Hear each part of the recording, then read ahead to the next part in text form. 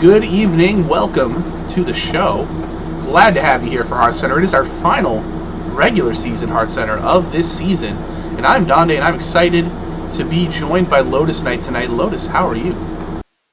I'm doing great, Donde. I'm excited to see what's happening this last week and in the offseason for Pro here. Yeah, playoffs before we get to the offseason, so don't jump too far ahead because there is a huge playoff race happening, which we are going to discuss in depth later on in the show. That is one of the big topics of the evening. Of course, we will talk about the hero player power rankings. Legacy is done in the regular season, so those power rankings from last week are final, but this is the second to last one in hero, and then we will talk about last week in pro as well as our meta recap, which is what we usually start with on the show. Lots of interesting things to discuss. Lotus, I know you love to talk about the meta recap here, so I'm going to let you lead, and I will follow. So what did you see here in the charts that you see on the screen? Of course, Demon Hunter, Druid, Rogue, and Warrior was the most popular lineup, but it was not the only story of the week.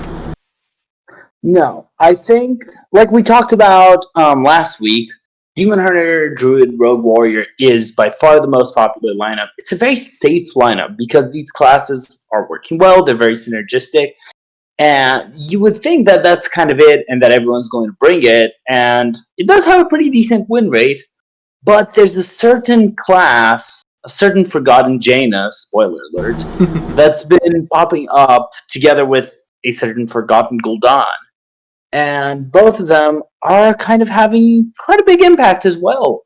We see a lot of Warlock lineups, and especially a lot of Mage lineups that have been doing really well. Mage as a class has a 54.55 win rate, which isn't bad. And both of its lineups we see there in the bottom are pretty high. So I think this is an interesting week to look into Mage. And I do like what you said about, our top lineup there, the 19 rings of Demon Hunter, Druid, Rogue, and Warrior being the safe lineup, because the win rate does kind of reflect that. It's positive, but not overwhelmingly positive. It's safe. But, that being said, it's a bankable lineup that people can really, I don't want to say target, but at this point people have seen that lineup enough times that they can formulate a basic game plan, which means that you can still win with it, of course, and it does win, but there are counterplays to it, even if they're not foolproof, they're still strong. I mean, 37-32 in game score is, again, positive, but not overwhelmingly so. But then you look down at something like you mentioned, Demon Hunter, Mage, Warlock, Warrior, a very small sample size, 66.67%, 8 and 5, very, very strong in its limited run. And then you get the one random outlier with no Demon Hunter, which I don't expect to be super common, but that did actually have a positive win rate as well. I want to look at the absolute dregs, though, down at the bottom there, the 0% win rate, 1 and 9 lineup, Demon Hunter, Druid, Hunter, Warrior. What happened there?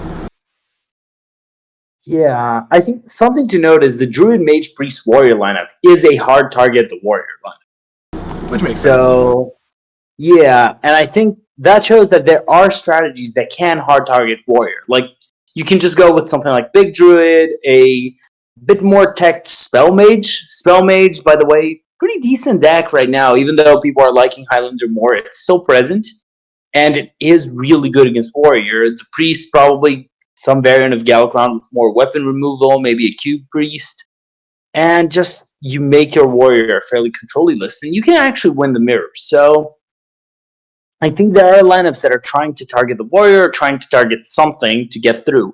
Another hint that this targeting of Warrior is happening is just the win rate of Warrior. Absolutely. I think everyone believes that Warrior is, if not the number one, maybe that's Demon Hunter, but if not number one, it is the number 2 class in the game. And seeing that 35.7% hints to me that some people are being able to target Warrior effectively.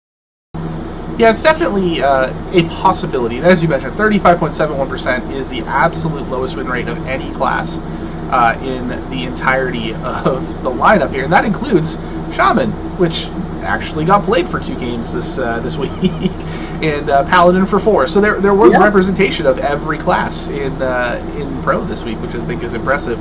But yeah, Warrior just, if it's left up for a reason, and it's not left up very often by that virtue of the 42 bans there. And then you have, Demon Hunter, as you mentioned, second in the bans, but it's a distant second with 7. The interesting little Warlock ban there in the column there. I wonder what happened in that match. I'll tell you what happened in that match. I played against Persian Tuna, and neither of us brought like most of the power classes. It was just a very weird lineup, and Warlock ended up being my ban for him. So that was just and he banned my priest. So yeah, nothing made sense. Interesting. I think something interesting to note here as well is just to talk about the power of Shaman. The number of games Shaman has been played this whole season so far is less than half the number of Druid games, or basically half. It's a tiny bit more, but basically half the number of Druid games. That were played this week, you mean? Like, yes. Yeah, I was going to say, because Druid gets played quite a bit, because even though it's such a good class, it doesn't really get a lot of bans. Like, it's had 17 bans this entire season, so it's not, not a class that you're going to fear, per se, but if it hits, it hits real hard, and I think we've all seen that. Yes. All right. Any last thoughts here before we move on to the Pro Week 10 recap?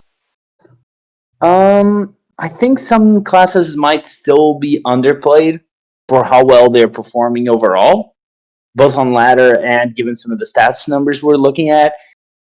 In particular, just something the stats are telling me is that Mage is underplayed. Just because a lot of it is related to the lack of hunters. There aren't enough hunters in THL right now. People have realized that Highlander Hunter's not that good. You can't beat Druid. You can't beat Demon Hunter.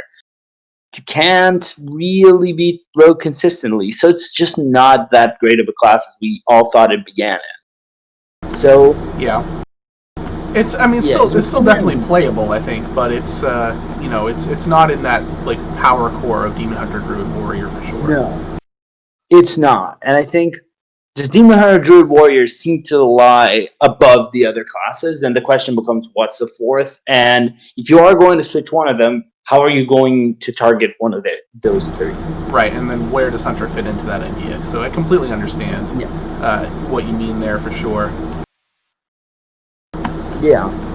So that was what we saw last week. Not too different than what we've been seeing, of course. And I think, barring any further meta shakeups, I know there was the discussion with Ixar there about a possible nerf happening, or some, maybe not a nerf, but just adjustments of some kind that could be coming up. So maybe it will impact pro playoffs if he wants to get them out before the next Masters event. That would mean that we'd be looking at this within inside of a week and a half. So it's possible we could see a shakeup before the end of the season. Yeah, I think if I were to guess, they've been doing nerfs the nerfs have been spaced out by a month from what I've been seeing. Right. So the last one was the 18th, the other one was 16th or something. So next week does look a bit likely if they're doing.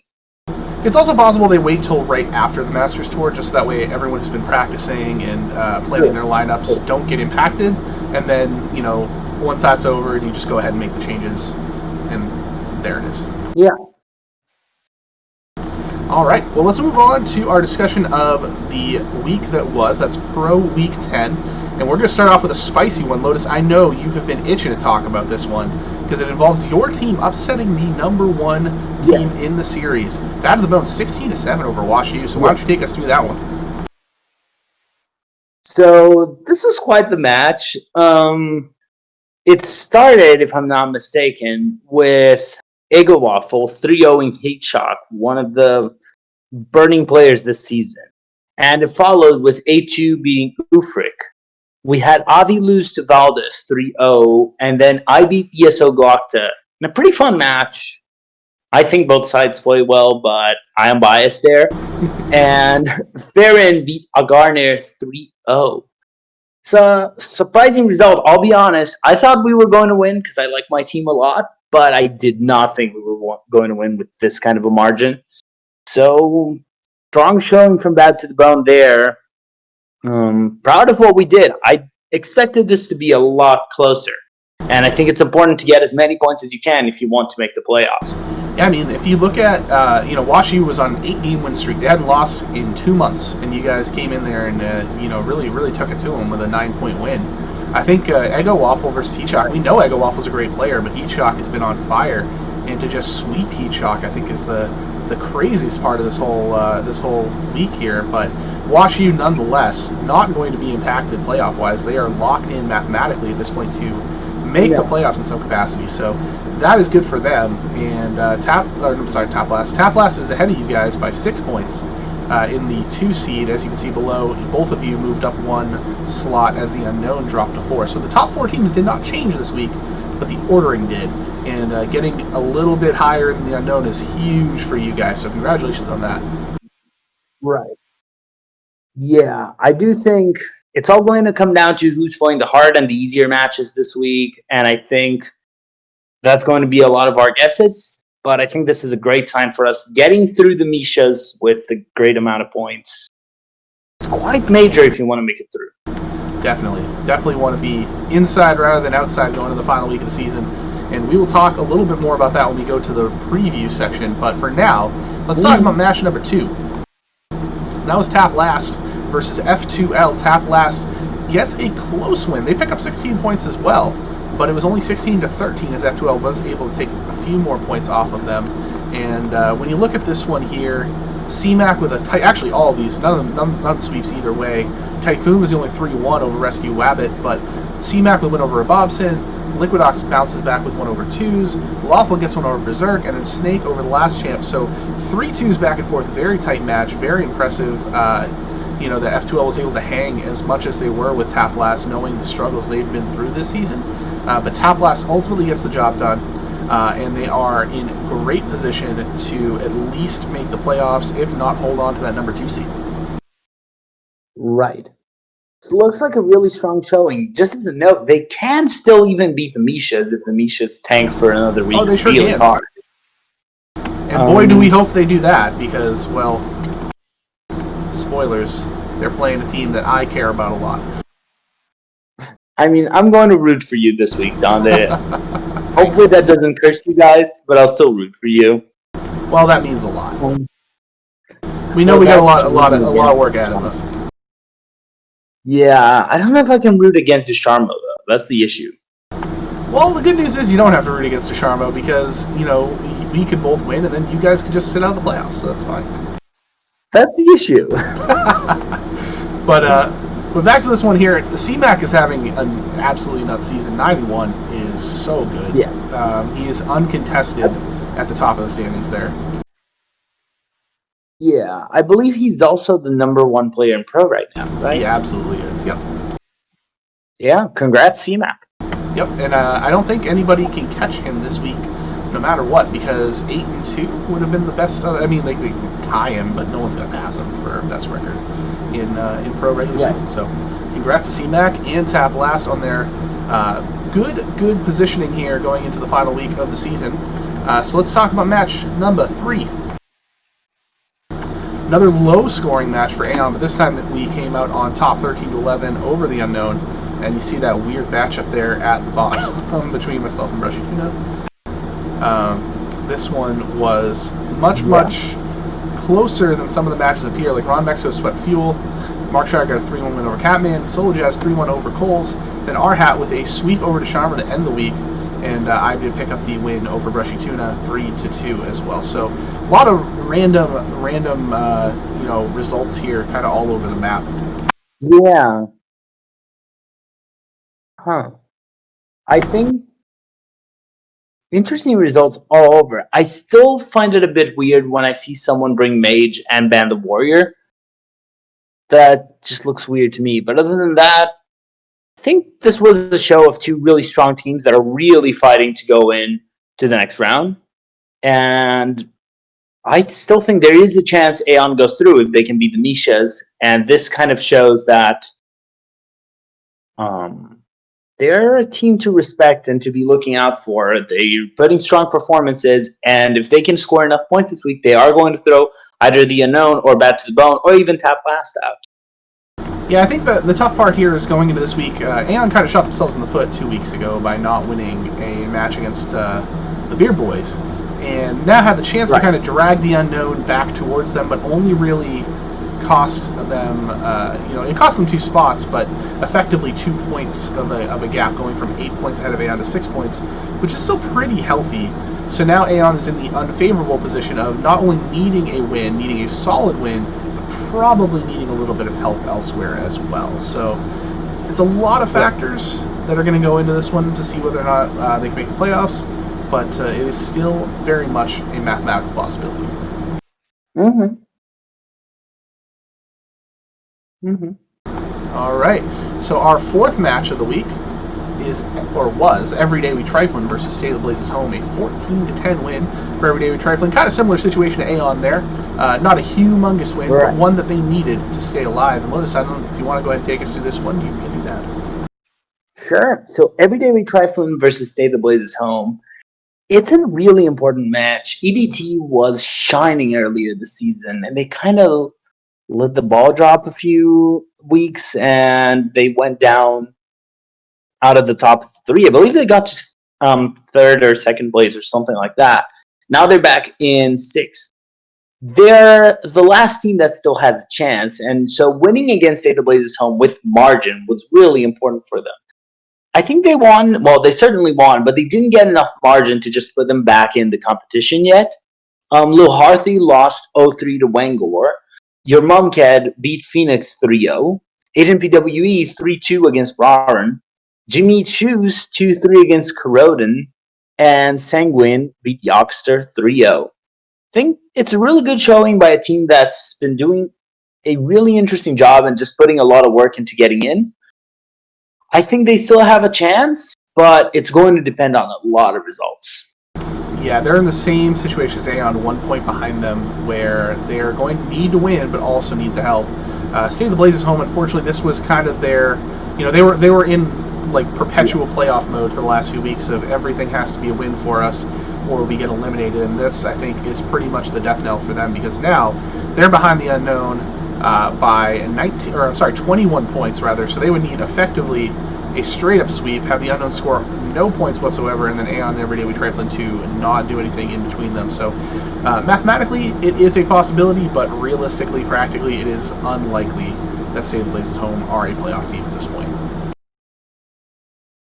But still, nonetheless, a good season for a team that came kind of out of nowhere, to be honest. They were a rookie team with Saku being captain for the first time here in Pro. All these players really, for the most part, I think with the exception of Tweeg really not having any THL experience, they came in and said that they can hang. This is a team that did really well this season. Right. I think it's just to show the strength of, I think, two great captains in this match.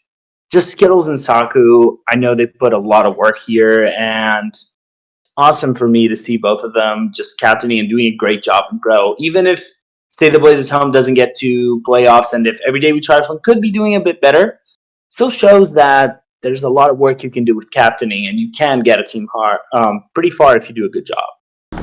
Yeah, absolutely. Saku, very experienced player in THL, and I think that showed up in the team. They came prepared. They won a lot of matches that people probably would have expected them not to. So I would say, by all accounts, this is a successful season for State of the Blazes Home. Yeah, I think also to add is, and I thought we made this clear a while ago, but this has been one of the hardest seasons for Pro. Incredibly hard. Super hot this season, and I actually don't remember if the number of captains is the same next season or is changing, but it is looking so hot right now. I think right now we have 11, and I know Mako's not here right now, but I will do the presentation for him. But if you are interested in if you're interested in captaining, fill out the survey that is pinned in the Discord, in the Pro channel specifically. That will let us know that you're interested in captaining, and we will get you on the list because we would love to get an even number and keep the series at least at the 12-team mark. If we can get more, great. Mm-hmm. All right, moving on to our match.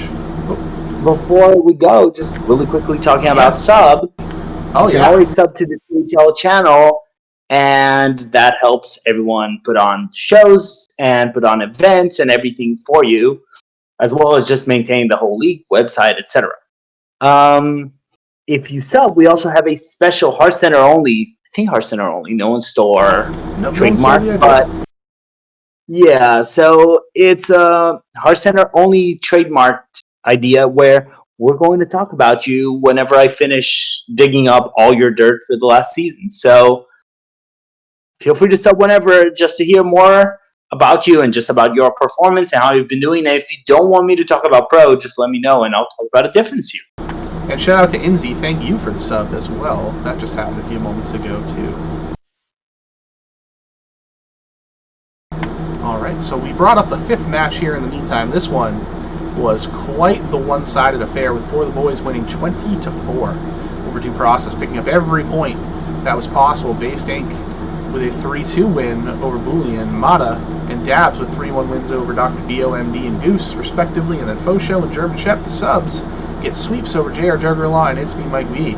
So this was an impressive win for the Boys, and it's unfortunate that For the Boys has really kind of turned it on these last few weeks. Really late in the season. Yeah. They've looked like one of the best teams in pro over the last 2 or 3 weeks, but unfortunately the point difference was just far too much to make up. So shout out to For the Boys and how well they're doing, but just too little too late, unfortunately. I think they started 2A. I just want to note that Base Inc. has been one of the strongest players in pro. Strongest players in THL. Yes, I mean, very, very likely candidate for best player of the season. And I'm very happy to have her in my hero team. That being said, it just shows really strong performance in pro here. There's still one more match left, but still, For the Boys is one of those teams that they had found their core, like they've been finding the last few weeks a bit earlier.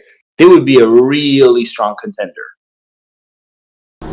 Yeah, it's the nature of the beast. If you start out slow, unfortunately in pro, there's just too much ground to cover, to recover, I should say. And at this point, For the Boys is having a pretty decent season point wise, but yeah, there's just no room for them to make the playoffs, unfortunately. And Due Process started out very, very hot and are moving very much in the wrong direction, and that is not what you want to do. I mean, starting out hot is great. You just got to maintain the heat, which they have been unable to do, unfortunately. So moving on to the final match of the week.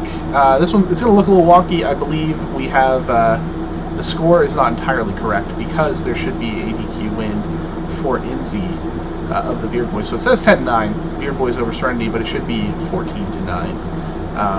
Another win there for Inzi at the bottom. Boozosaurus get a sweep over GCT Turf.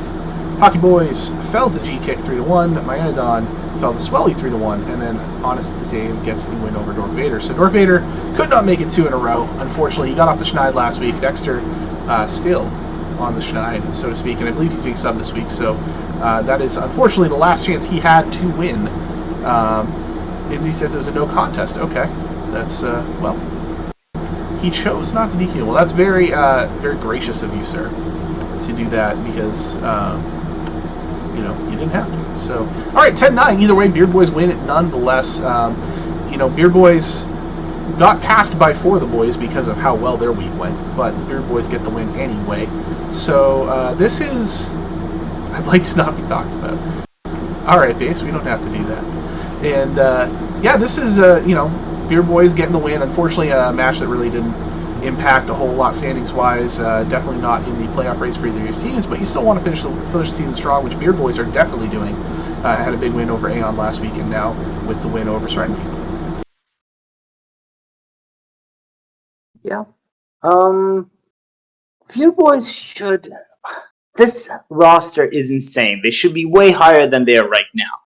I think we'll address it later in the show, but a lot of this has to do with how some players are feeling about the meta, and this whole feeling of just this being a very annoying / bad meta.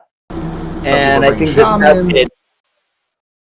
Yeah, I was talking to Zabe about it after one of our matches, and it's just not a super fun meta. And I think we talked about talking about it way more at the end of the show, so I just want you all to, this is something we'll try to do today. Just address a bit the elephant in the room of why is no one really loving this meta? What's kind of going wrong? And is there something that people are feeling? Just as a chat conversation. Yeah, I think we touched on it a little bit too during the first segment with the lineup recap, because you look at C-Mac loves this meta. He's killing it right now. You look at the lineups, and even the ones that, like we talked about, that are super popular are still not. They don't have like overwhelming win rates or anything like that. It's a lot of it just seems like very flippy, high rolling matchups. So we'll talk about it a little bit more. Based also, surprising that all these people love the meta that are doing very, very well in it. It would be cool if we removed Druid from the game. It would probably not hurt the meta. Pee-wee, I agree with that. So Yes. let's shift gears for just a slight second here, and we're going to move on to the Hero PPR before we talk about next week in Pro. And as we mentioned before, this is the second to last week of Hero, so there's still a little bit of time to catch up to our number one player, though I don't think you're going to. We'll see, though. So let's start with, as we always do, the honorable mentions. These are the players that are just outside the top 10. And we got a couple new faces on here, players that have been around.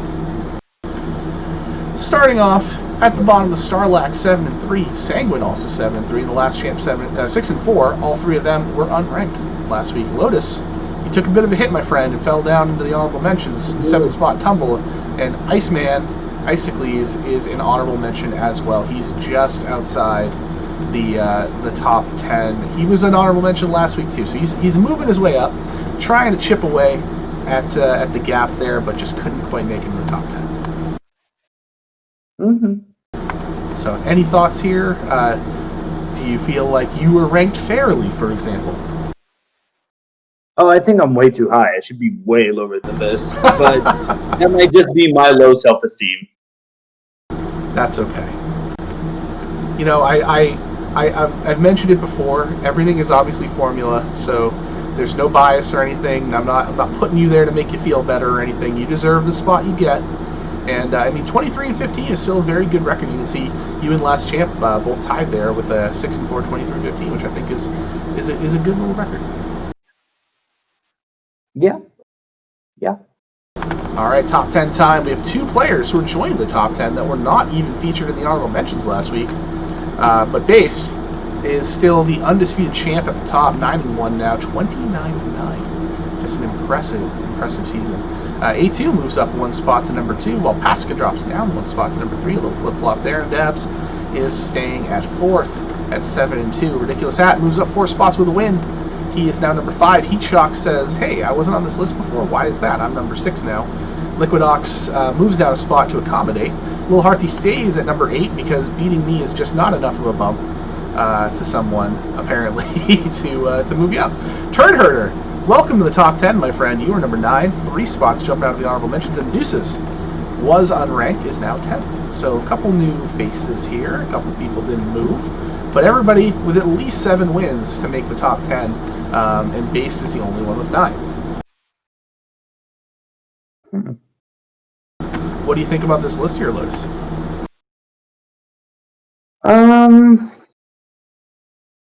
This list, they should just ascend from this season and belong in a different tier than all other players at this point. But I think this is really strong results. Some players are just doing amazing. Shout outs to just a lot of household THL names who've been doing a really good job in Pro. And also, if you want to watch Liquid Ox facing Isocles, we're going to be having them this Saturday on Schoolstone. Base and I will be casting, and we will have a guest joining. I can't announce yet because that person has not said yes, but they might be streaming right now. Very nice. I like the subplot of Isocles playing Liquid Ox, trying to turn Liquid Ox to ice. It's kind of like just a fun little side plot to me. But that should be a great match. True. Absolutely should be a great match. But this is Based's number 1 position to lose, which I don't think.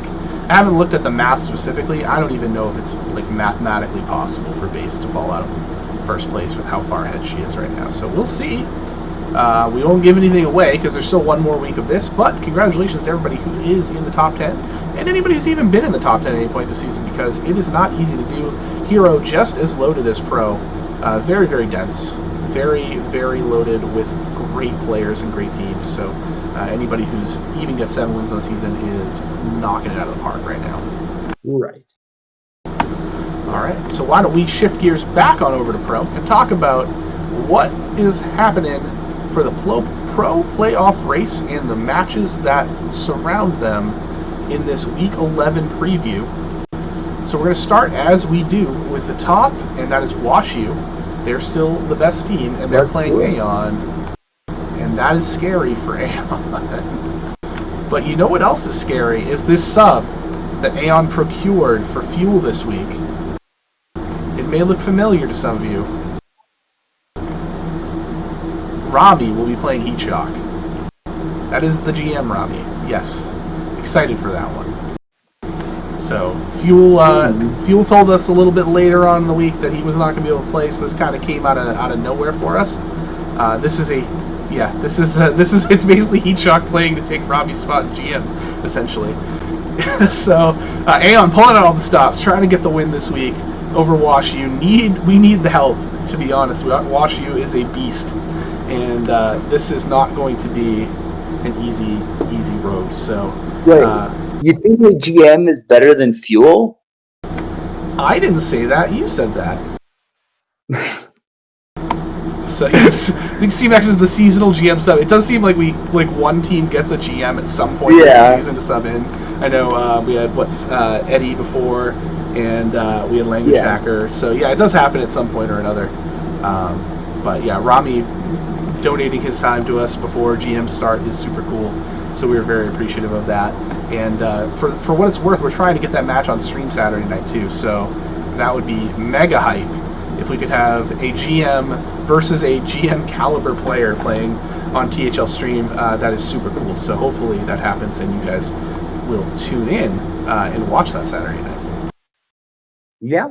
It's going to be quite the match. And Aeon needs it if they want to make through. This is the kind of match where you cannot lose a point, or especially the Unknown is not facing one of the hard teams. I believe just from AOS, they should be facing F2L, or no, not even F2L. They should be facing someone more in the middle.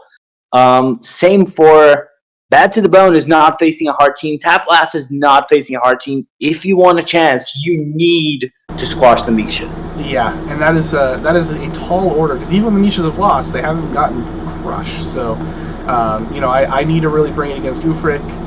ESO Glockta did lose last week, and Coles hasn't been having his typical knockout season, but he's still capable.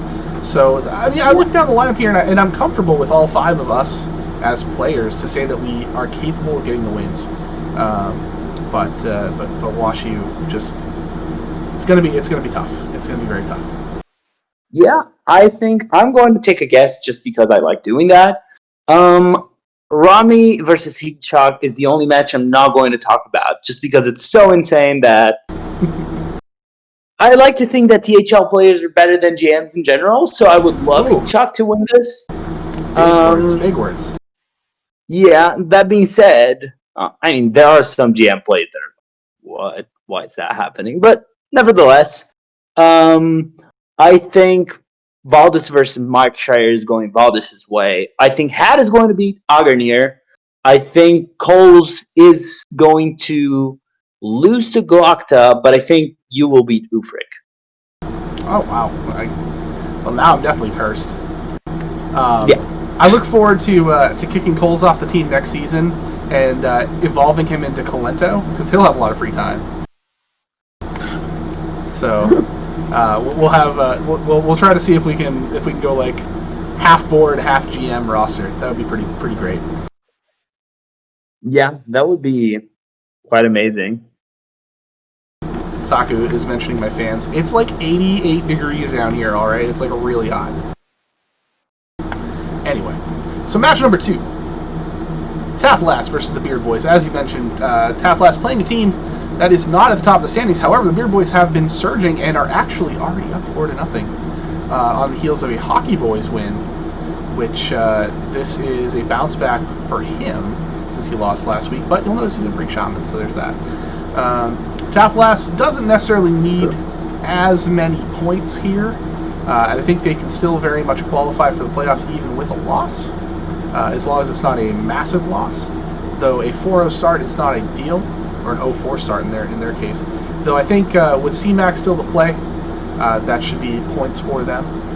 The last champ versus Inzi should be interesting. Last champ has been hot and cold this season, and Inzi did not play last week, so we'll have to see how that match goes. Zabe, I don't know much about TC Gamer. I think he's pretty well ranked, if I'm not mistaken. From I've heard things about him, but I don't know specifics. So I would say the Beer Boys have a shot to get some more points, but I think Tap Last will still be in this one, even if they do lose. I would imagine at least 9 or 10 points here. Kalento did get relegated. That's why he has plenty of free time playing THL.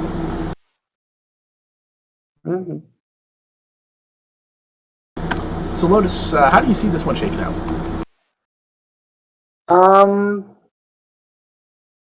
I think even though Lawful Dog lost to Hockey, I still have to give this one to Tap Last. I think CMAC, Twos, and the Last Champ are going to win. I'm going to give Zabe the win for this one, just because. He's won a couple weeks in a row. Sorry? He's won a couple weeks in a row. Yeah, and, well, he lost 2 weeks ago against me. Well, and he won a week ago against me, so. Okay, so I hope he gets momentum after beating Donde. Well, it was the week prior, so it was so it must have been like 3 weeks ago for you. Then he played me. He was just making the HearthCenter World Tour, and then he started back around to other players. Yeah, can you just get Mako in for a week so he can face him? I guess he could have subbed in instead of Rami, but where's the fun of that? Yeah, true. All right, so I think we are in agreement here. Tap Last, even like I said, even if they don't win, I don't expect them to drop enough points to not be a playoff team come next week. They need 10 points, so it's going to be hard for them not to make it in. Yeah. So speaking of teams where it's not hard for them to make it in, unfortunately, for those who are around the standings where Bad to the Bone sits, you guys are playing Due Process this week, and as you mentioned, Due Process is a very much team on the downswing, and you guys are not. So this seems like it should be a very large advantage in your favor, knowing that you do need to pick up a bunch of points this week to feel secure. This is one of the teams that you would like to draw on the last week of the season. And at all positions here, you have the record advantage straight down the list there. I don't think it's crazy to even think that you guys might sweep. I think the thing with that would be the Shock Slayers. I think with that being said, I don't know if I doubt that elevates you above the Mishas. So you're probably, even though you'd be looking at the 2 seed instead of the 3 seed, if you hop Tap Last, you still play Tap Last if they're the 3 seed. So nothing really will change too much. But I would say Bad to the Bone wins this week. I think there's a really high chance that we're going to see Bad to the Bone versus Tap Last and Washu versus whomever is left. Very high chance right now. Yeah, excited to try and be the whomever is left, even if it means we have to play Washu 2 weeks in a row, because that would still mean we're playing, and I would be happy to still be playing. But yeah, Bad to the Bone here all day. I think this is maybe we see I would say Dr. BOMB maybe steals one against Farron, but at that point it's going to still be a big win for Bad to the Bone. Yeah, I agree. All right, and our fourth match is the fourth different match containing one of the teams that is currently on the inside of the playoff race. That's the Unknown.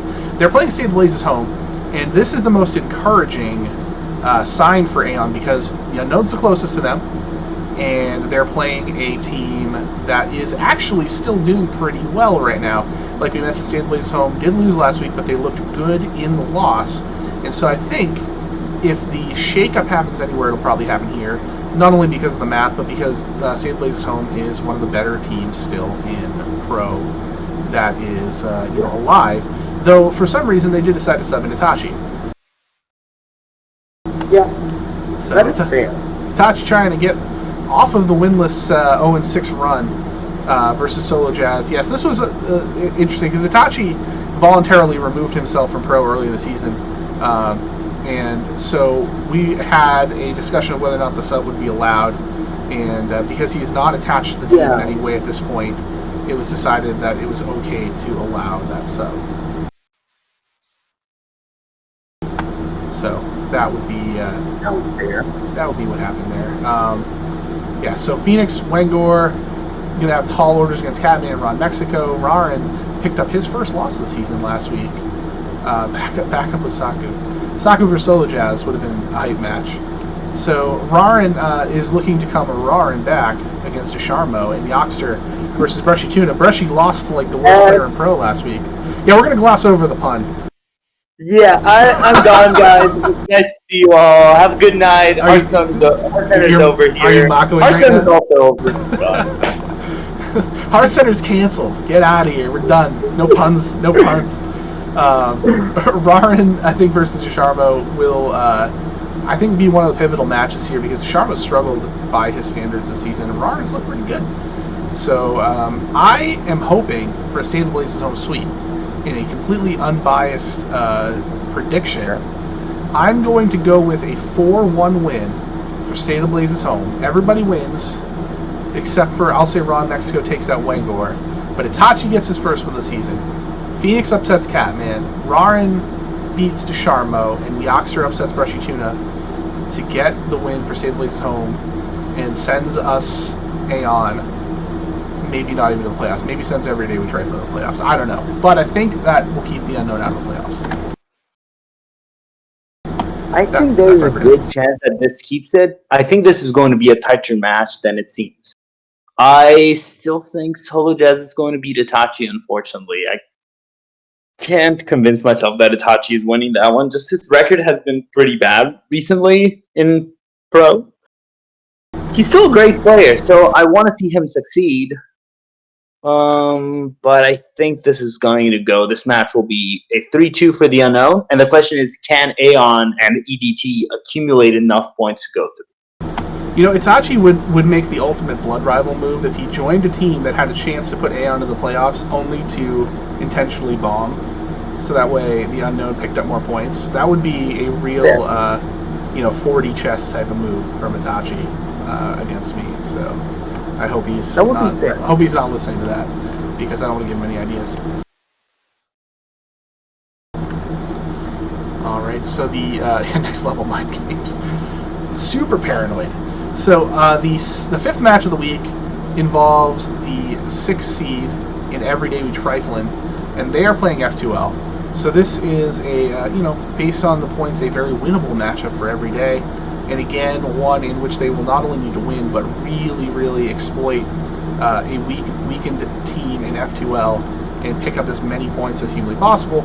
So this is a question not of whether or not Every Day We Trifling can win, but can they pick up enough points? Do you think they pick up enough points, Lotus, to be relevant here and get into the playoffs? I honestly think this is the team with the highest chance of making the playoffs right now. It just depends on... F2L did a lot better last week. Can they keep it up? Liquidox is one of the best hero players, and he's just overall a really fantastic player, really good ladder player. So the question is F2L in a state where they're good enough to just hold back EDT, and do they want to hold back EDT? I don't think they're that good yet. I think EDT is going to win, but it needs enough margin to pass the unknown. So I think EDT wins. I think it's going to barely get to the unknown. Yeah. And it's not going to pass. I mean, I can see it happening for sure. Rabobson, Liquidox are still in the positive for F2L, but your Mumked and Little Hearts are both playing well. Berserk and EDPWE is a much closer match than the records would indicate, because both players are fantastic. Rescue Wabbit has stepped in and done a pretty good job for F2L as well. Jimmy and Shoes. Actually, I think that might have actually already happened. If I remember when I refreshed, I'd already taken these screenshots earlier today. But I think we might have a result here. I'm checking in now. And if I'm not mistaken, I think it was Jimmy and Shoes winning. But Jimmy Shoes won 3-1. There you go. So Every Day We Trifling already on the correct track. in a tough matchup there. So they're up 4-1. Definitely gives them the advantage to keep moving here. Sanguine and Snake should be another good match. I agree. I think Everdean Trifling wins. So, but like we said, there's just so much that's not up to them at this point that I don't know if it's enough for them to get in the playoffs. But a good start that they need all 20. I think that's really what it comes down to. 20 gets them to 172, plus the 3 bonus is 175.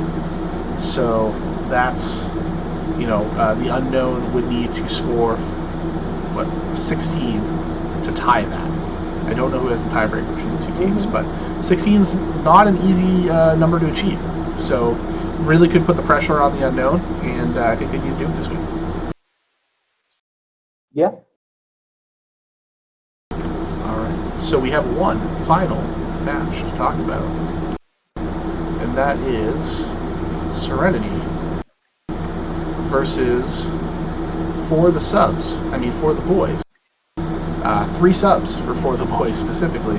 2 is just 1-3-1. Another hot off the press update here on HearthCenter. So that is let's see. That was the second match, I think, there, right? Yeah. So that gets Tap Blast back on the board there. Beard Boys will be up 5-4, but a much closer one, as we talked about there. Tap Blast just needs to pick up a bunch of points, and I think that's a good step for them. Shout out to Saku with the gifting a sub to CMAC. So for the Boys, 3 subs, as we mentioned: Buck Nasty, Faux Show, and German Shep. Faux Show and German Shep have been subbing for the Boys. And Mata and Dabs trying to finish out pretty healthy seasons as well, 6-4, 5-4, respectively there. I think this is probably going to be a For the Boys victory. And I think Dexter's getting subbed out as well, so I don't know who's going to be playing against German Shep, but I would have to imagine that For the Boys is favored this one. Yeah, I mean, Serenity has not been performing well, so I can't think that they have a good chance. It's too late for the Boys. Just one more week, and I actually think this team could have made it. Yeah, like I said, they've been moving very well in the right direction. Serenity has struggled, and they were very close to a win last week. Very close, but could not quite get there. And when you have Darth Vader and Dexter combined for 1-18, that is a very tough thing to overcome. So, yeah, not surprising that they've struggled. Unfortunately, like I said, this is not a match that will really impact anything playoff race wise. But of course, you want to win as much as you can, regardless of the stakes. So, I'd like to see what the new players have too. Buck Nasty, I don't think it's played in THL at all, so that should be fun. Fun to get new people involved. Buck and Shep are top 50. I'm pretty sure I knew about Shep being top 50, and I know Faux Show is very good. So if Buck Nasty is top 50, then that is pretty sweet.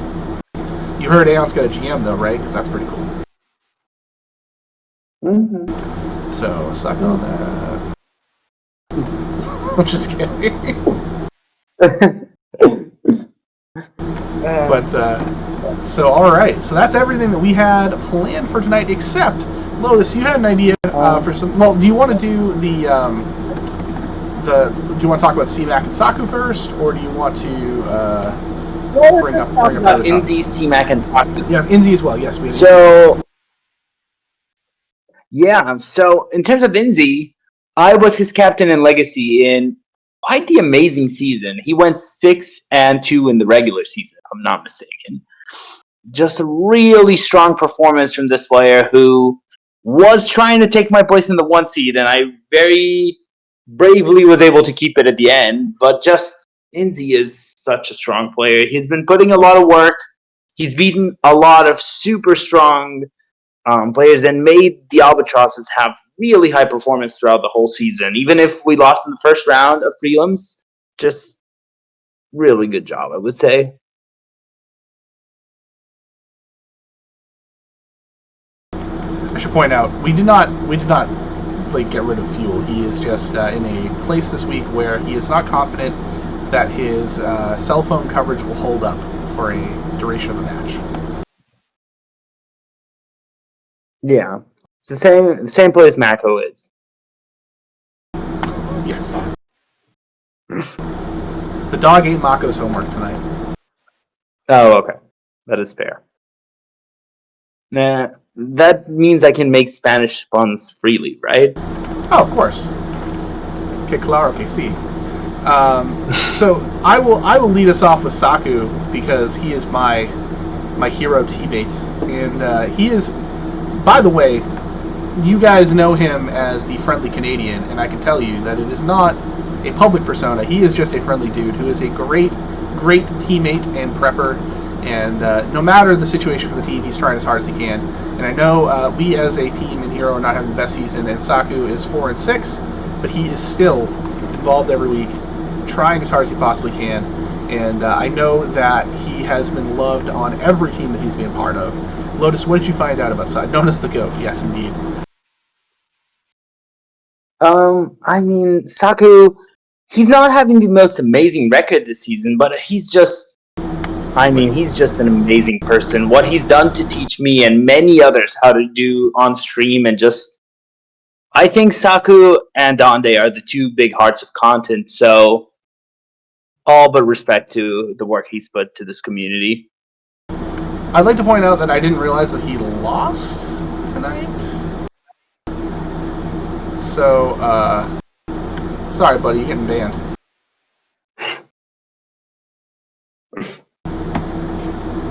Loser.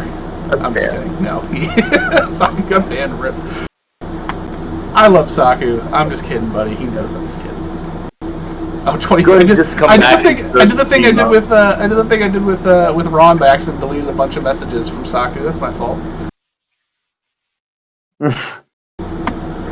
But I can still see them. They're now mod-only content. They are now mod-only content, indeed. Alright, so what do we have about C-Mac? C-Mac has been having such a crazy season in Pro. He's the star in Tap Last. He's beat Robobson. He's beat Agent VWE. Basically, he beat all but one player he's faced in Pro. That's just so insane. And he's brought like the weirdest classes. He had a week he brought Paladin. For everyone who hates Paladin or who thinks Paladin isn't as good as, well, anything. So it's kind of just been doing a crazy job with it. And I think congratulations to C-Mac for all the work he's put this season. Not only that, but just as a captain of a team that's going to be playoff bound in this field is impressive. Yeah. So not only is his team performing well, he's performing well personally, and the team is benefiting for that. They are tied with WashU for 8-2, which is the best record in Pro. I have Donde stat this season. Remember, just this season, Saku. Just this season. Yeah. His only loss was week 1, and I'm trying to find out who was it against, but that was the only C-Mac loss. It was against Mycroft 92 from Serenity. So crazy. Actually, interesting little known fact: Serenity's only win was week 1 against Tep Last. You know, sometimes you just got to take that first week to figure out the meta. Yeah, true. All right. Well, last but not least, I know you had something you want to discuss with chat, so we would love if chat gets involved here. Sure. So here's the thing I want to open for discussion, and all opinions are valid here. Is this a bad meta? I've heard multiple players, including Zabe, and it's just a very common saying right now. This is one of the worst metas ever. Is this the worst meta ever? If not, what was the worst meta ever, and what makes this a good or a bad meta? I think there's a lot that can be said here. I'm going to start by just addressing the 3 big classes, which I think are the core of this meta, and the other 2 cards that kind of make this meta. So you need to talk about Warrior, Druid, and Demon Hunter whenever you're talking about this meta. Demon Hunter has been really weirdly designed. The class is actually... The cards would be fair if the other class cards had been designed with the same balance in mind. But all the Demon Hunter cards do it really well, and a lot of them, they fit every single Demon Hunter deck. It's not like they're cards that are looking to build in a certain play style. So they just push wrong ways. And I think that's one of the things that's holding back the meta, and that's holding Demon Hunter versus the others. Warrior just got a really strong kit, but I think the class that's making it fun a lot is Druid, just because Druid has this possibility of saying turn 4 or 5, there's nothing you can do anymore. I'm going to Mount Seller you out of this match on turn 4. And it's done. Done. Just, I don't care what you have in your hand, you may have something, you're done. So to me, a lot of the issues are related to these single plays that say the game is done the second I play this card. And Mount Seller is one of them. The other one I would argue is really big as well that I don't like its design is actually DQA. The Dragon Queen herself is a pretty poorly designed card in the sense that you play it, you win the game. And there's nothing... It's so hard for your opponent to come back from where you play it. Very specific decks can do it, like the super slow control ones. But against anything normal, you just cannot outvalue Dragon Queen rather. I would say that I don't think that Dragon Queen is as big a problem as some other cards. Just to kind of touch on all your points there, Demon Hunter in particular, I think it's so tough because this is the first new class that's ever been introduced to game. So we had no idea, and I'm sure they had really no idea exactly how to properly balance everything around a brand new class. You knew the class is going to have so many fewer cards and everything else to work with, so you really had to make all those cards impactful. And unfortunately, that leads to, like you said, just every card being playable all the time. So like even things like random effects with Demon Hunter, you're almost guaranteed to get something pretty decent out of it. So that's why like Vulpur Scoundrel is a playable card in Demon Hunter because all the spells are typically pretty good. There's certainly ones that are more situational than others, but like the fact that you can just get a Metamorphosis out of its Vulpur Scoundrel is ridiculous. So yeah, I would say Demon Hunter, the problem there is that there's nothing else that quite matches it in terms of its versatility. It's aggressive. It's more aggressive than almost any other deck. I would say actually probably more aggressive than any other deck. Even like Face Hunter struggles to keep up with it at times. It has more reload than any other aggressive deck, and it can still combo too because you've got Eltruist. So it's got a little bit of everything, which is kind of tough to understand why that is the way it is. So I think that's the hard part to really kind of wrap your head around as far as Demon Hunter is concerned. As far as Warrior is concerned, it's the class with like the fewest random effect cards, so that really benefits people who know what they're doing with the class. If you put time into Warrior and you play a lot of Warrior and you're good at the matchups, then the skill level of that class will really elevate. DH can kill you without worrying about winning the board. It's very true. They just keep whacking you with weapons and charge right through your taunts. But yeah, the Warrior I think is not nearly as toxic to me because it's such a good class, but it's good because of the right reasons. It's good because it's so skill intensive, and the cards don't do random things. They do what they say they do. I think the one thing I would add just to the Warrior argument here is Skipper is a problematic card, and it's going to need to be addressed. It is a little problematic, but again, it's very much like it fits the class theme, like Whirlwind. Like even back when like Patron Warrior is a thing, it definitely doesn't seem like out of place for Moonrise is good. It's just the effect is way too strong. It is very strong. But yeah, I think if there were other things that could beat Warrior that didn't rely on like crazy high rolls, then it might not be as bad. But that's where it feels bad when you lose this Warrior to Druid going Breath of Dreams on 2, Overgrowth on 4, and then, or their 3 at that point, and then on 4 they go off of the Mount Seller turn, and you're just like, oh, that's fun. I had no real way to even draw enough to get to my counters to what you're doing. So I think that's really where Druid, for lack of a better term, shines, is that it rolls you out of oblivion sometimes, and there's no fun to be had. And do you really feel super skillful when you win with it? I don't know. I laugh sometimes, but I don't think it necessarily means that I'm playing very well, just because I happen to draw the right cards in the right order. I had my match against Zabe where he won. was actually the only match that we both agreed at the end that it was a super skill-intensive Druid mirror, which never happens. Druid mirrors are all about who ramps, and I got my stuff before you. Haha, I win. Right. But it was actually really interesting because we both were dealing with emptying our hands and we didn't have the draw resources. So it was just a very different match style. It ended up just super barely with me losing because he generated a rush out of his Mount Seller. But it was a surprisingly skillful match and a lot of stuff we were thinking about, a lot of math to be done that match. Yeah, it's nice to see like skillful matches with Druid. Just like you said, it doesn't happen in my experience very often. Like you said, it's a lot of who gets the ramp first and who makes sure. Because nothing feels worse. Like the only thing that feels worse than losing a Druid is playing as Druid and just sitting there with like a hand of spells and not being able to play anything because you didn't draw your Mount Seller, you didn't draw if you're playing the Emerald Explorer, you didn't draw Ysera, or Glowfly, as Basic said. Drew Mirrors. I won my last one turn 5 because Glowfly. So it's like, why? And that's if it's turn 5. Maybe you Fungal Fortune on 2 and you Wild Growth on 3, and now you're playing a turn 4 board of 2/2s, and if your opponent is not playing a class that can answer that, you win. And very few classes have an immediate answer to that ready. Yeah, I think Druid is just... Fungal Fortunes is also an insane card. I think a lot of people don't realize how good it is.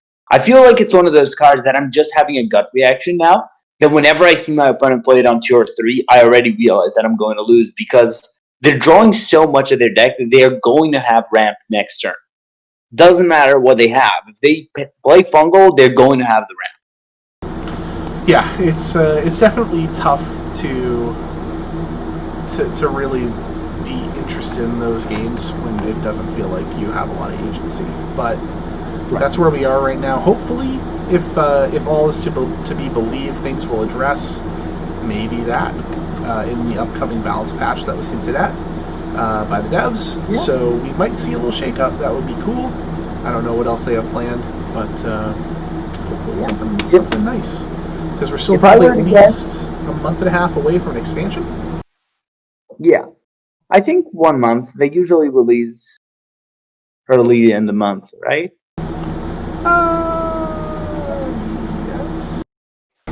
Let's hope so. Let's hope. Yeah, I think so. If I were to guess, the cards that they're going to change are they're going to remove Pirate Tag from Skipper. They're going to just do something to Druid, possibly Mount Seller, possibly Fungal Fortunes. And they're going to need to change 2 Demon Hunter cards. I don't know which ones. I think the more likely scenario for Druid is like Bog Beam and Iron Bark to 1 mana when you hit 7 mana. Yeah. That seems like a pretty easy nerf for it. Because, I mean, like, I know Moonfire and Innervate are still 0. But at the same time, Innervate doesn't impact board or anything in any way. Yes, it enables you to play other cards. But it is a deck slot that you're taking up to play a 0 mana do nothing a lot of the time if you don't have things that synergize with it. And then, Moonfire is just 1 damage. So it's not really, like, overwhelmingly powerful in and of itself. Yeah, it can clear things sometimes, ping a Divine Shield, etc. But again, it's not like everyone fears a Moonfire. So I think that would probably be a good idea. Yes, the I-beam treatment. Yeah. Yeah. I hope Saku's right and War of the Waves gets the hit. I also think Metamorphosis could cost 6, but that might just be me. We'll see if Demon Hunter survives another nerf. Before new cards come out. So. Yeah. Well, all right. So it's a fun little discussion to have there. Yeah, we had a little extra time, of course, because we don't have as many topics now that we're out of the Legacy regular season. So thanks for everyone sticking around with us and chatting about the meta. We love to do that here, including the recap at the front of the show. So anything else you'd like to say, Lotus, before we wrap up for the evening? If you guys have any ideas of topics you want us to discuss, any Hearthstone-related topics that you think I've been asking this, and I would love to have a stream discussion about it. Message me. I'm sure Donna and I can try to improvise a small discussion about it. Yeah, definitely. For next week. Always love to get ideas and things that'll get chat involved. So if you find something that might be topic worthy and you want to discuss it, let us know, and we'll be happy to get chat involved in that too, because that is the most fun aspect of the show to me, is to make sure that we have everybody involved. So yeah. All right. Well, we'll wrap it up for the evening. So that's going to do it for us. Thanks again, Lotus, for being here. Sorry Mako was unable to be here as he got pulled out by the Riptide. But if you're still, thank you, Sak. Great show, great guy. You're a great guy, and you know who else is a great guy is Ron Mexico. So I joked at the top of the show that everyone was watching him instead of watching us. Now that we're done, everyone should go watch him. So if you aren't following Ron on Twitter or Twitch, you should do that. Support your fellow THL streamers. He needs to see the love. So I will be going to hang out there. I recommend anybody else who wants to come hang out there too, and we can continue to discuss the meta and annoy Ron. But for that being said, we are done here this evening. We will see you on Wednesday of next week for the first playoff version of HearthCenter. Make sure to stay tuned for Tavern Talk tomorrow night. You could rate him. We can do that. Stay tuned for Tavern Talk tomorrow night. That is a Thursday night special with Ducharmo opping. And we will have our Friday night fights on Friday with Saku, and I will be hosting Salty Saturday. Still looking for a match on Saturday too at 9 p.m. So if you're looking to playing at 9 p.m. On Saturday, please let me know, and we will get you into the stream lineup. So, and I think you're also looking for a match, Lotus. Is that right? We can take a match if someone wants to play at 3 p.m. on Saturday.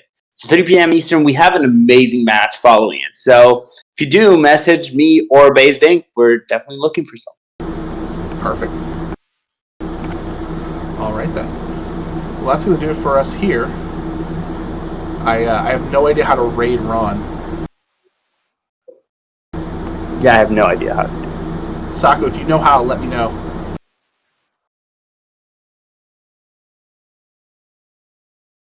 I probably have to be logged in on the actual Team Hearth Legends on Twitch, which I'm not. Yeah. I don't know if Saku seems to be logged, so he can probably do that. Yeah, Saku, go ahead and raid us over there. Yeah, and remember, ask Ron to play Cube Priest. Cube Priest.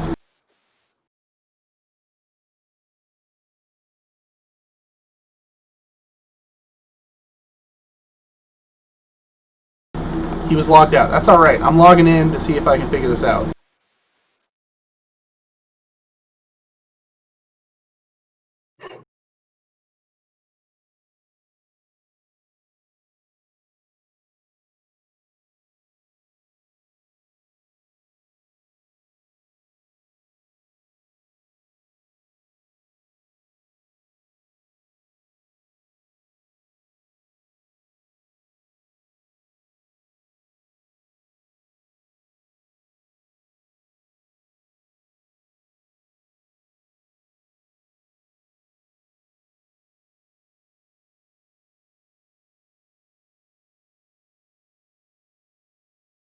Yeah, I've never rated anyone. I'm curious how you actually do it.